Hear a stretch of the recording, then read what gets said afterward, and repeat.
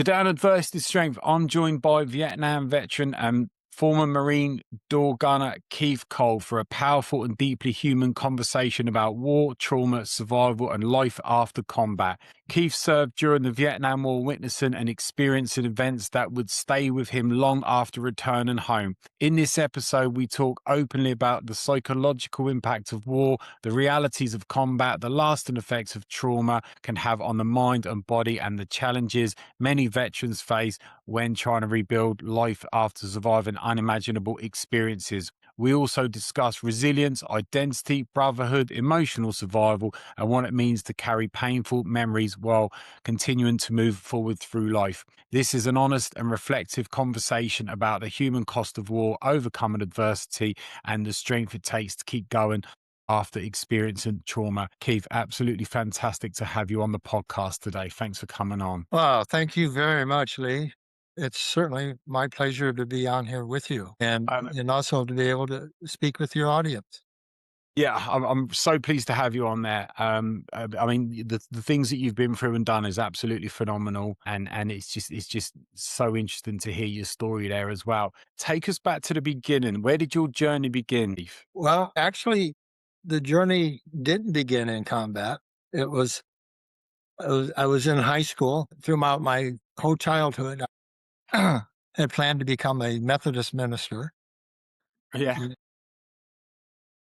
Uh, that took a turn. But I used to play preacher, and that was one of my games I played when I was a kid. And I'd preach to the congregation that sat on the imaginary congregation that sat on the stairway that led to my upstairs. yeah, And uh,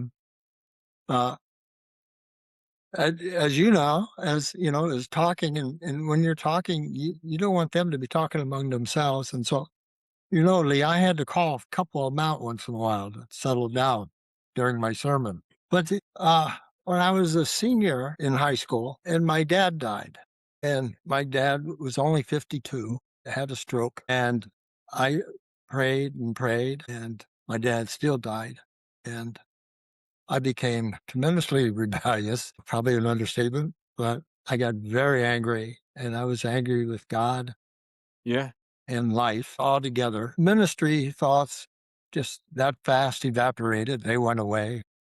Was, like I said, rebellious. And I had a younger brother and sister at home and my mother. So, but their feelings didn't matter to me. I was only thinking about me. What's wrong with me? How could this happen to me? Type of yeah, thing. yeah. And so instead of going to college and going into ministry, I joined the Marines. And of course, at that time, there was the Vietnam War going on. So my What year? attitude What year was that? What year did you join the was Marine? in 66, In '66. right, 1960. I went in the Marines in March of 66, first week of March. The war's going on. And of course, I was young, stupid. And I said, great, that's good. That's what I need. War, just give me more war. And there's a way I was going to take out my anger. Of course, you get into Marine Corps boot camp and you find out those guys are bigger than you are. They're tough. uh, but so from there, I went to infantry training and advanced infantry training. And after that, they said, well, Cole, you're going to be a machine gunner because you're smarter than these other guys. And I thought, oh boy, if I'm the smart one, this Marine Corps is in trouble. And so I ended up becoming a machine gunner and went to Vietnam. About the first 6 months there, had, quite a few different firefights and attacks, artillery, mortars, and that sort of thing. But I was never wounded the whole 6 months. I was feeling pretty good about that, kind of cocky, I suppose. And then I got wounded. And about a month and a half later, I got wounded again. And then another month and a half, I got wounded the third time. And that one was bad enough to send me home. The other times I was on a ship for a while, on the hospital ship, and the second time in a field hospital. But the third one was pretty bad. So I I was sent back to the States. So through that whole time, and we had some memorable battles. Where were you back? No, no, I was up north. So the entire time I was there, I was in an area that was called Leatherneck Square. which is 54 square miles, just a couple miles, starts a couple miles south of the DMZ. And so that the whole tour of duty there, that's where I spent it. We went aboard ship, and then we messed around for a while. Then we came back and we did beach landings. We trained to do beach landings by Amtrak, but when we actually made the beach landings in Vietnam, it's by helicopter. But the helicopters don't land. You know, you look out there, you say, "You want me to jump where?" You're carrying a lot of stuff, right? And so we made a couple of beach landings as that. On the second, neither landing did we have any opposition at the time of landing, but later in, as we moved in further into country, then we had some action. But the second time we did that, we had just gone in further and got into. It's starting to get dusk, and so we set up a perimeter. Yeah, right. And so we were digging in, and I got about as deep as probably my knees, and I hit water. There's nothing good about this. But then it was just about that same time, I guess, as soon as I was probably cussing or something when I hit the water. But uh, then the artillery started coming in on us from across the DMZ. And funny thing about that, I was smoking a cigarette, which I started smoking after my dad died. And we were a couple buddies and I were in a snack bar at home in our hometown.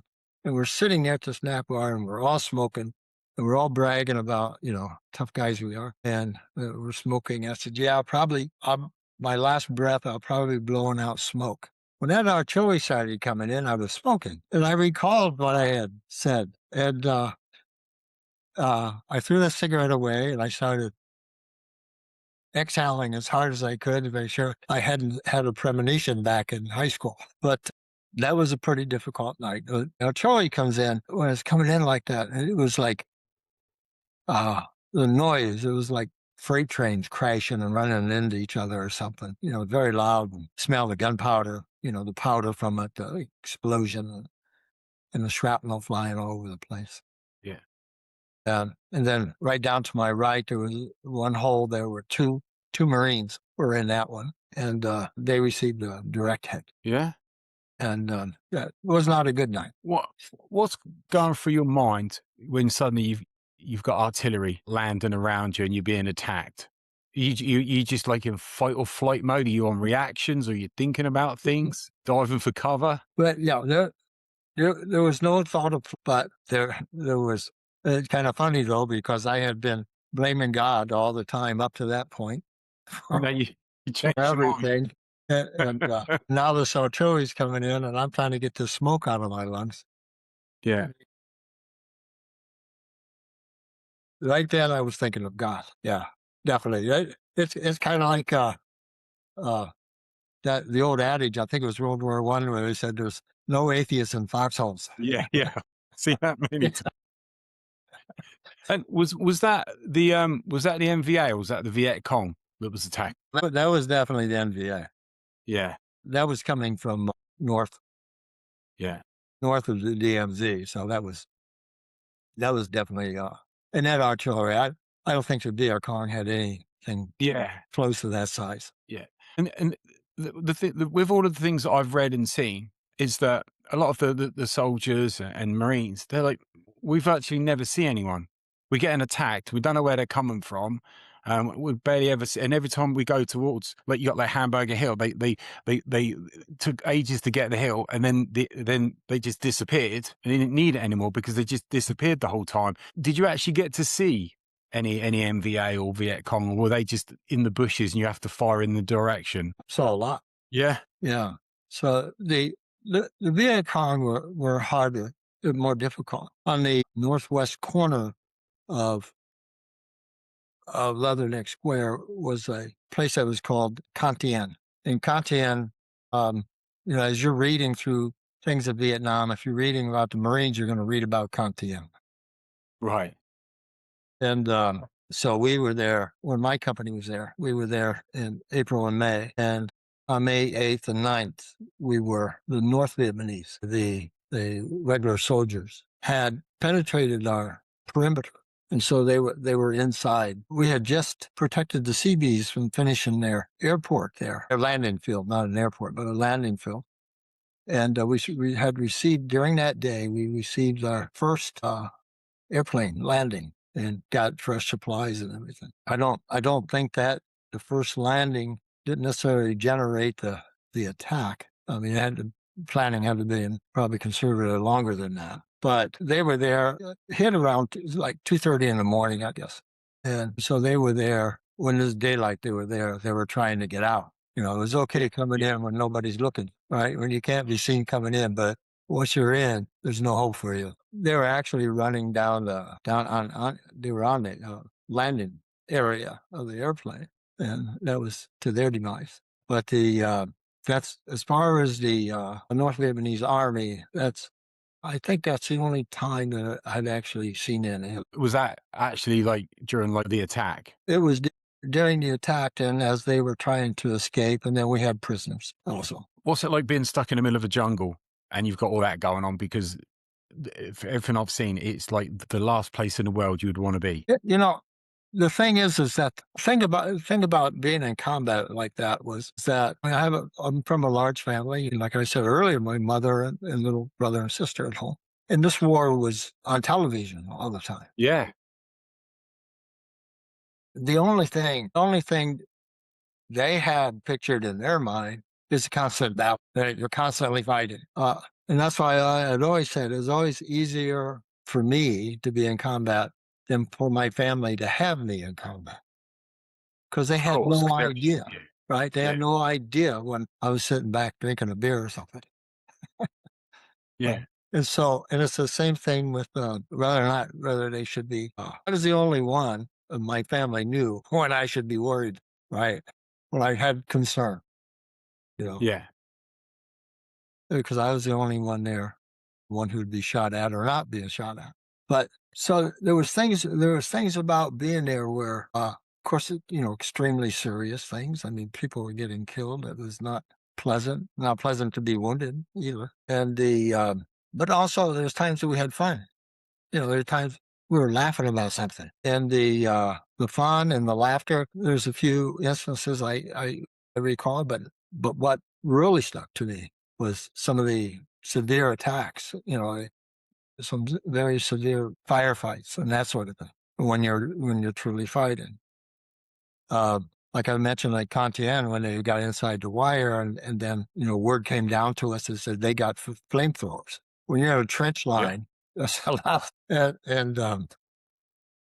But something like that, and we lost a lot of Marines that night. Those things, the thoughts never go away. You know, I mean, it's been almost 60 years.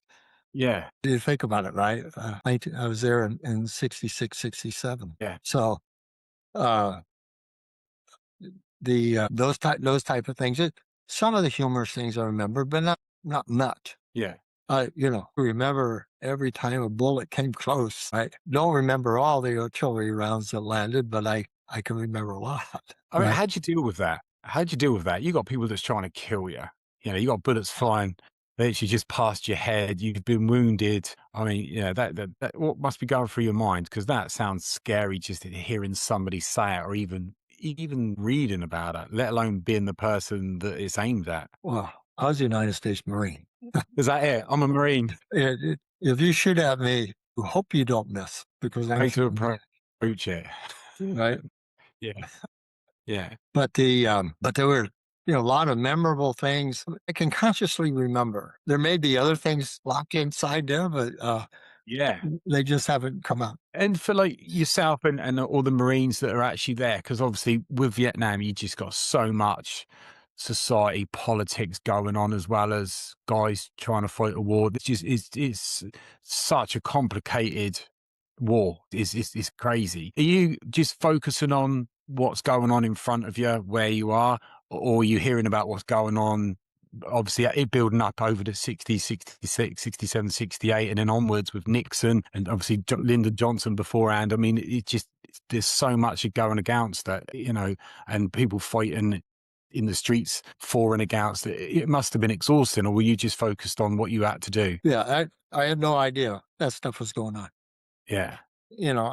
we had no cell phones, and so didn't have a portable TV or anything, and so there was a newspaper, Stars and Stripes, that Yeah. occasionally got, or Navy Times or something like that, Marine Times, but might see something like that once in a while. But personally, I never read those too often. Once in a while, maybe. Yeah. So yeah, I really didn't know any of that was going on until I got back in the United States, and then of course I'd hear some of it. Living in, because apparently like 50% of Americans at the start of America being involved in Vietnam War had never even heard of the country. So to go from America to a different part of the world, yeah, a bit of a culture shock for you. Well, it was a heck of a lot warmer there, I can tell you that. Yeah.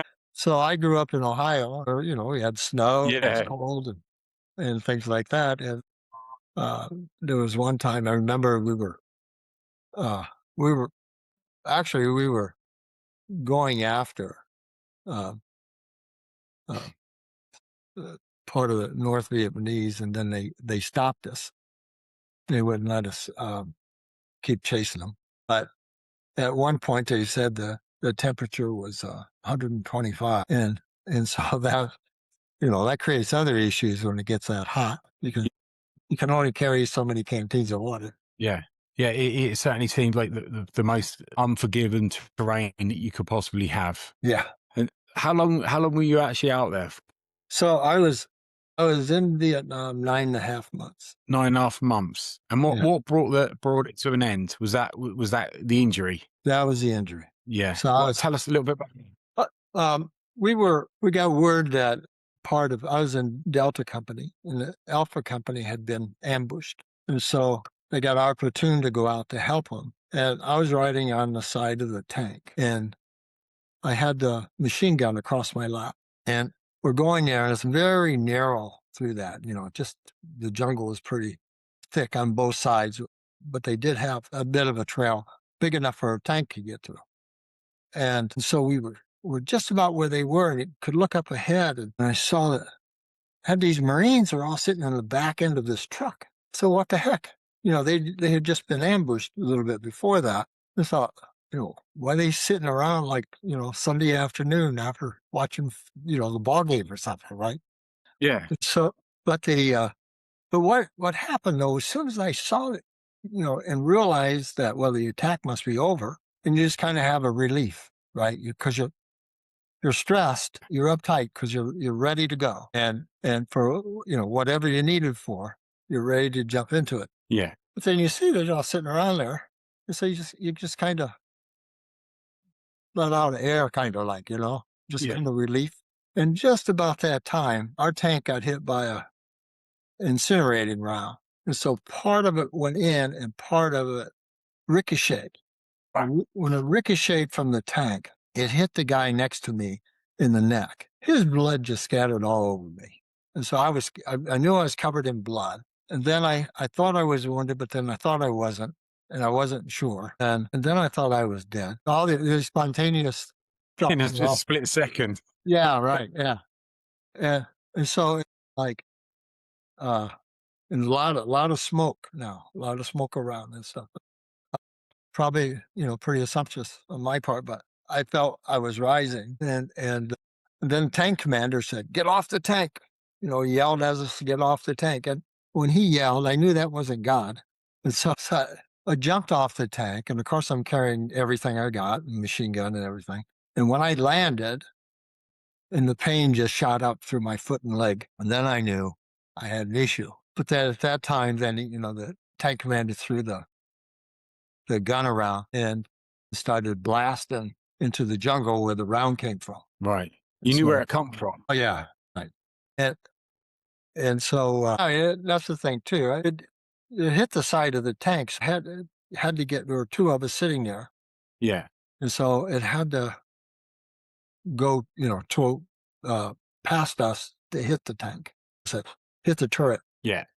Yeah, and but so the Marine next to me and I were both medevac from there, and Would that be like a Huey coming in to pick yes, you up? exactly. Yeah.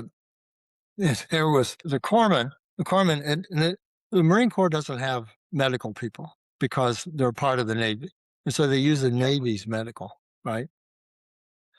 And so a Navy corpsman is attached to the Marine Corps. Like in the Army, they call it a medic, right? Okay. Navy, Marine Corps call it corpsman. So the corpsman bandaged up my leg and my foot, and the got back to the medevac, got into the field hospital, and they redressed the wound and everything.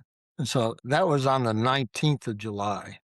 And then from there, I went to Tokyo, Tokyo to Alaska, from Alaska to Andrews Air Force Base in Maryland, from there to Wright Yeah. Air Force Base in Ohio, and then to Chicago, to Great Lakes Naval Hospital.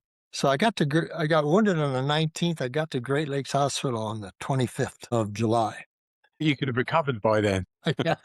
You would wish. So, but the bandage was never changed It was until never changed. never changed the whole time. And so after then the surgeon came, and he went back, and the surgeon looked at the leg and foot and all that stuff, and then he came around and made his rounds. And now the surgeon would be a Navy officer, and I was enlisted. So you're national. You're just common sense. You're going to say sir this and sir that, or ma'am if it's a woman. And so he came out and he said, I believe we'll be able to save it." Yeah, that's what I did. And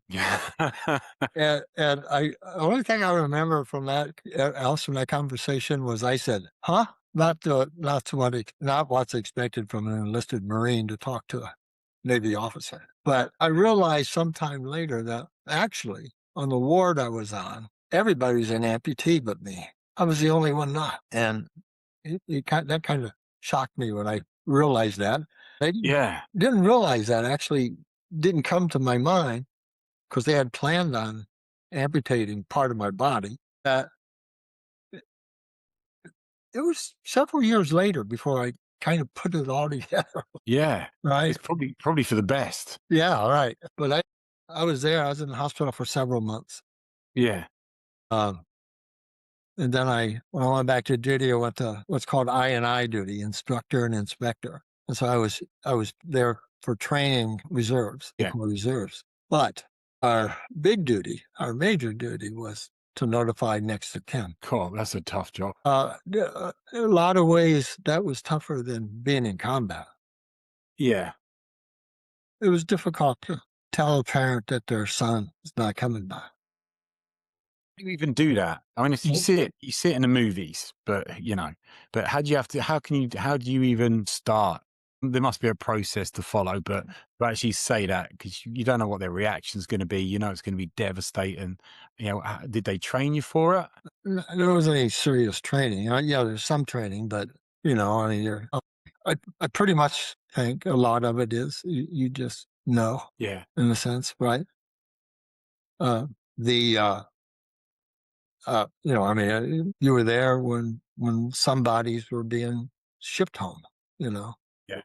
But of course, this made it a lot harder when you talking to a parent or to a new bride, maybe Yeah. she might Yeah. be come to the door holding a brand new baby or something. Yeah. So that was extremely difficult. I pretty much resulted in a tremendous amount of drinking at that time.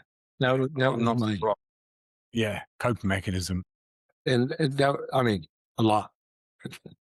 Yeah. It was pretty terrible. And I was at the end. I got a phone call while I was there, and it was my brother, and said my mother was dying, and Okay. so I mean, we knew she had cancer. We knew it was possible, but she had asked me at one point if she passed before my younger brother and sister were graduated from high school, if Yeah. I would be their guardian. And I said, yeah, I'll do that. I had no idea what I was agreeing to. So after her funeral, then I went back and I applied to the Marine Corps for early discharge. I was on my second enlistment. So, um, I was, discharged. And then I went home and I became their guardian. So there's a time from the time my dad died, through the Marine Corps, through Vietnam, through the hospital, and on a ward with all those amputees. Yeah. And then to notify next of kin that the Marine was dead. and then my mother died. And That's a lot. That's a there's lot. Each part of that's a lot, let alone all of that together. so there was no well, I don't know, what do you call it? There was no recovery, No, no way to process it. deal with, Yeah, process it. Yeah, no, process. yeah. Plus, I still wasn't processing my dad yet, and so that was just one trauma after another that just piled up and continued to pile. Did you realize, I mean, because we're talking back in the day, where it's just like people trying to get on with it there. Did you think something here is wrong? Did you know what was wrong? I had no No idea. Yeah. idea. During that time, I used to have some severe nightmares Yeah. uh, after the Marine Corps. I don't think I had any nightmares in the Marine Corps. I don't think I was sober enough. Yeah. But once I got out of the Marine Corps, then I got home, and then the pressure of trying to get a job, finding a job. How did you find that? Um, the bit I remember watching First Blood, great film, remove your brain, but the bit that stands out for me is where he was saying, or Rambo was saying that he could have like $1 million pieces of equipment in Vietnam, but he can't hold down a basic job back in the real world, and it seems like a lot of veterans seem to have struggled to reclimatize to civilian life after they'd been to the likes of Vietnam. Well, I with the job, I thought I was doing good. I came out, I got out of the Marine Corps, I got a job in a factory, totally unsuitable Yeah. for it. And so I got fired. I got fired, and then I got another job in another factory, and then I thought, well, now I'm getting smarter. So I quit that job before they had a chance to fire me. During so the next thing I learned how to do income taxes. So I was doing income taxes, uh, which of course that's seasonal Yeah. and a beginner. So then, but I was learning to do that, and I was starting to do that, and I liked it. And so I thought, okay, I'll go to college. I would be an accountant. So I got into college, and um, it wasn't easy getting into college. I took a couple summer courses and the two accounting principles. And so I got an A in both of them. And then the administration at the school wanted me to go to summer school or something. So I talked to the professor, and he says, "Oh, that's nonsense." And so he helped me get out of any extra studies, because my grades from high school weren't that great. Yeah. And they were a little concerned about me and that sort of thing. And so I was able to get into the regular school without going through an extra studies or something. And then but I still had to work. I got a GI Bill, which was helpful, but I had two little kids at home, and well, they weren't little; they're just starting their teenage years, but I wasn't that much older. But so I mean, there was no time to stop and think about what was wrong with me. Yeah. Right, and why I was having nightmares and stuff. And well, maybe everybody does. Maybe I don't. I can't remember exactly what I would have told myself. One thing was for sure, I wasn't going to admit it. No. No way. No, I wasn't going to. I was a United States Marine. You're forgetting, like, you actually, right, you know what, you're just a human being. Yeah, Being a therapist, I know my limitations. yeah, yeah. But it took me quite a while. I finally graduated, became a CPA, but Yeah. I worked every day, whether a full-time job or a part-time job, as I was going to college. And so it took long. It took a long time. Yeah. And well, another thing that sped me up too is I got married, and then my wife told me I was going to finish at school. You You had no choice going then. to finish. So then as a CPA, I'm getting better jobs, but at the same time I always had clients. So I'm always working my self-employment as well as working for someone else. Yeah. And so I did that as sometimes part-time, sometimes full-time. And till finally, then I just went full-time and just had my own accounting practice. And the whole thing, the way I was taught is to push. And that's what I've always done. Mm. Push forward, move on, suck it up. And that I'm guessing that see, while your career is going in a really good direction, you're working really hard. I'm guessing at the time, obviously we're talking back in the day, you're just trying to like suck it up and just push through with everything that's going on mentally, which is going to be PTSD, which I'm guessing you had no idea what that was at the time. Yeah, I don't think the VA even admitted, Veterans Administration even admitted such a thing. And so I think it was in the 80s, I think. Yeah, it's yeah. I mean, I remember as a kid that the Paul Hardcastle song "19." I remember that, and that's going on about PTSD there as well. And I mean, back in World War One, you had shell shock. It's PTSD. It's trauma, and with obviously what anyone in Vietnam would have seen there. This as a therapist, it doesn't take a lot to get PTSD. So when you see the extremes, which we're not designed to do, you're guaranteed to kind of come away with PTSD there as well. When did you realize that something's really not right? It's not going away. It's getting worse, and I need to do something. It, Pretty late in my career before I guess, before I really understood that maybe there's something just not right here with this. Yeah, And so, so long. yeah. Was there a point? Was there a point where you went, "Enough's enough. This thing's just I can't do this," or it's just this isn't going away. I need to do something. It was late. It was very late in my office. I was there alone. Everybody had gone home and tax season. And I reached over my bottom drawer here. I always kept a bottle of scotch and I pulled the bottle out. I was going to drink from I was going to pour it in my glass, but instead I said, no, I just drink from the bottle. And I did. And I set it down. I thought, something's wrong with that scotch. And it just wasn't the same. It wasn't, I was expecting something satisfying in a way, I guess. It wasn't. And so I remember I reached over for it again and I started it when I said something about, I slammed it down.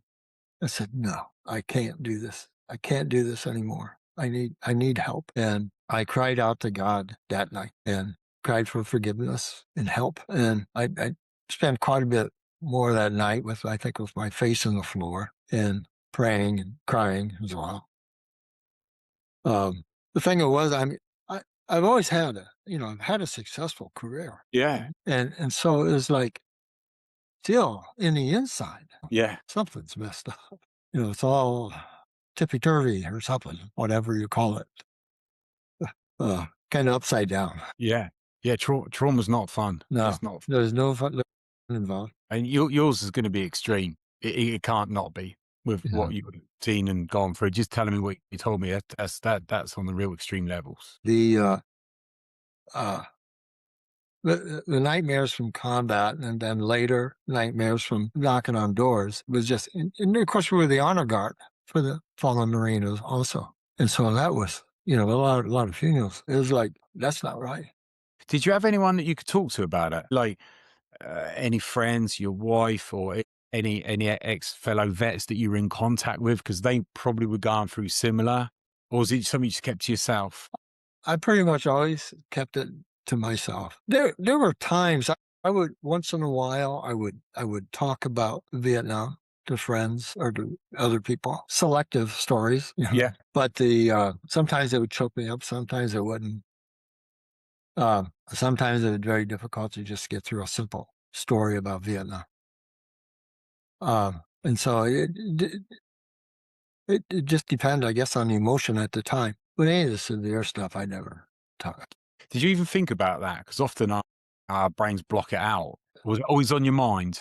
Things like that. Some of the things like what happened when you were sat on the tank with the guy next to you. Things like that. That I'll never forget. Yeah, Yeah, that's just something that's there. It's like, you know what? It's kind of like watching a TV movie or theater or something, right? And how could that possibly be me? yeah. And I'm guessing the other guy next to you that killed him. No, it did not. It did not. No, it didn't. He didn't kill him. He and I arrived at Andrews Air Force Base at the same time. But from there, we're on the same plane. But from there, I went to Chicago and he went to Massachusetts because he was up, from up there. Yeah, yeah. Right. But yeah, that was, yeah.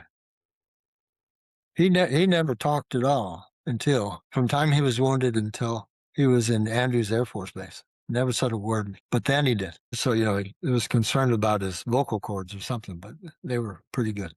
Oh, he's all things considered, he's a lucky guy. Very much so. Oh, yeah, absolutely. Yeah. So you're there, you finish work, kind of feeling overwhelmed, and you need to get help. What did you do to get help? And what year are we looking at now? What year is this? Well, so it was just a few years ago. So what happened after that night in my office? Then my question is what was that about? How did I get to this point to where I'm from a family of Marines, right? And they're all tough guys, and so definitely I'm a tough guy. And so how could I break down like this? And so it's like I just started writing about from the time my dad died. I started going through some, like I was saying, when the Marine Corps and all that. And so I'm starting to write some of this down, and I came up with a program which I call A Praiser. And so where it's 8 steps to follow every day for 12 weeks. And so this was helping me as I was going through these steps. And what I gained from that, at first, what I realized is what I had was peace of mind. And I'm just never too accustomed to that. But I felt a tremendous Mhm. peace. And so I started thinking, well, if this is going to help me, I know I wasn't the only one in Vietnam. There were other people, right? And so other people, and they're suffering from the same things that I did. Yeah. I don't have a market on this, I don't corner on this market, right? Yeah, yeah. Right. I mean, it's there for everybody. And so I thought, well, maybe this, if it helps me, maybe it'll help them. And so then I took what my memories, my pain, and my redemption, and I poured this into a fictional Marine that I called Kevin Casey. And that became the story throughout the book. And that has helped me tremendously. Yeah. Yeah. Uh, but the meditation group at my church has used the book for the meditation class, and for me to be in that class with them was very helpful to me. Also, By this time, your faith had come back stronger now. I think my faith is very strong. Yeah. Yeah, Yeah. through God's grace, haven't had any nightmares for a very long time. I sleep through the night even. That is good. If you can sleep through the night, that is good because you know yourself having nightmares is not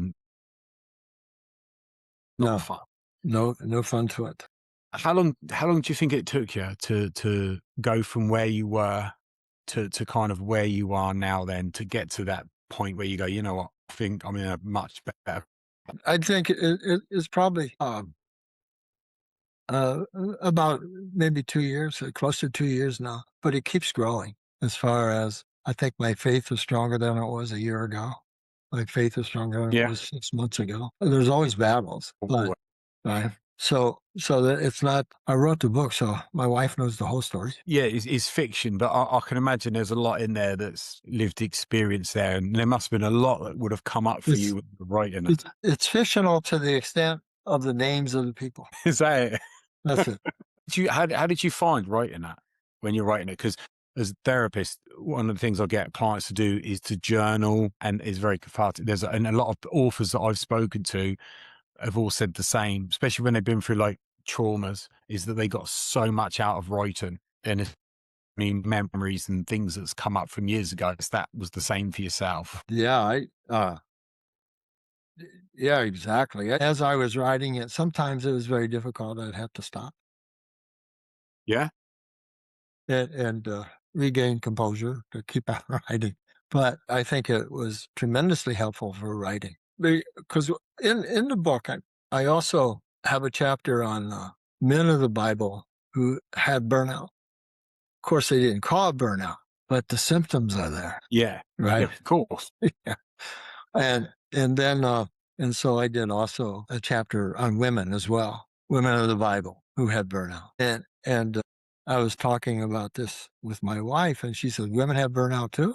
I said, "Boy, do they? They sure do." And kids too, as far as that goes. They can have it. Yeah. Yeah, absolutely. Yeah. And so, but then the part of it, which I call the workbook part of it, is what I call the God's recovery plan, is step by step. It's a discipline to do every morning and it's each one is based in scripture, a Bible verse for each one. And those Bible verses go for 1 week. Then the second week, the Bible verses all change. So I've been through this several times, and every time the Bible verses mean something, and something I gain something new every time I go through it, and it's been very helpful for me. Yeah. Yeah. Yeah, it's good. I think for a lot of people that have got faith and have a strong faith, it can certainly help them through a lot of the toughest of times there as well. And if you got like a book that you can go to that's kind of like mapped out, that can give people a level of consistency. It's one of the main things that as a therapist is saying to a client to have consistency with what they're trying to do.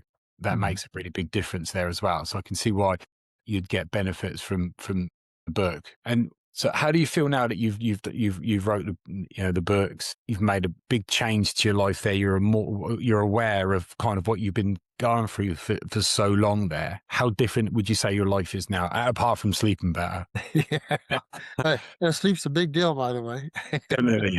Yeah. But I much more peaceful. I just like one of the steps, actually the eighth step in the recovery plan is rest. That's not just for Always. yeah, and not just for say like a Sabbath, all right, or something, or taking Yeah. a weekend off.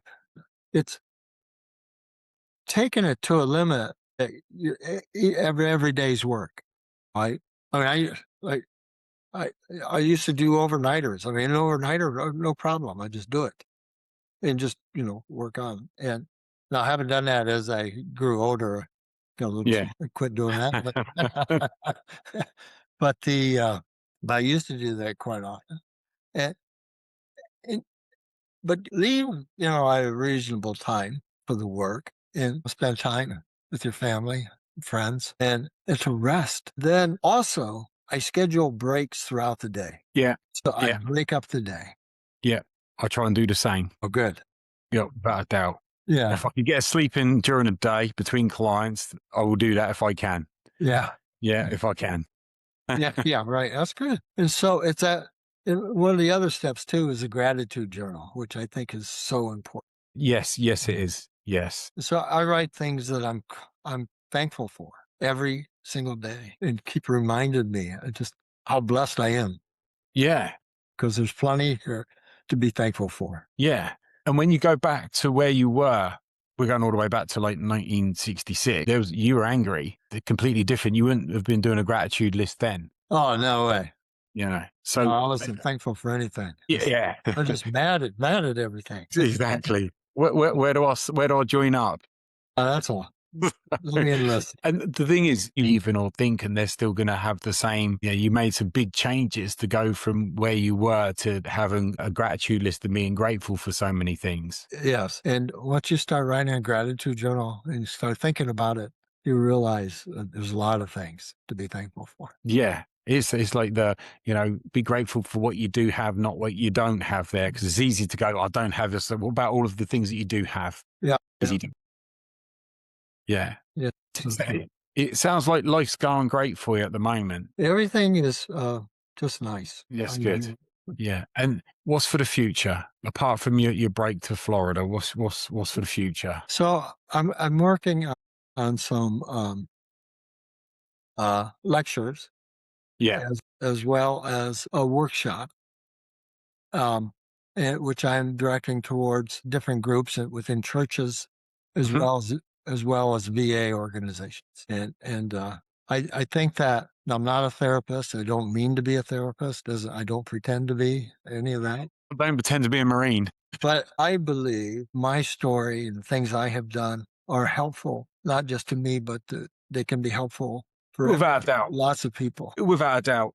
I mean, with the podcast, when I set a podcast up a while ago now, I actually asked my clients, if you listen to a podcast, sort of mental health related, that similar, what would you want from it? They all said the same. They all said that they would want something that they could relate to, how somebody went through some level of adversity, even if it's completely different to theirs, and then feel inspired by. And the variations of stories and the guests that's come on has been amazing there as well. And Wonderful.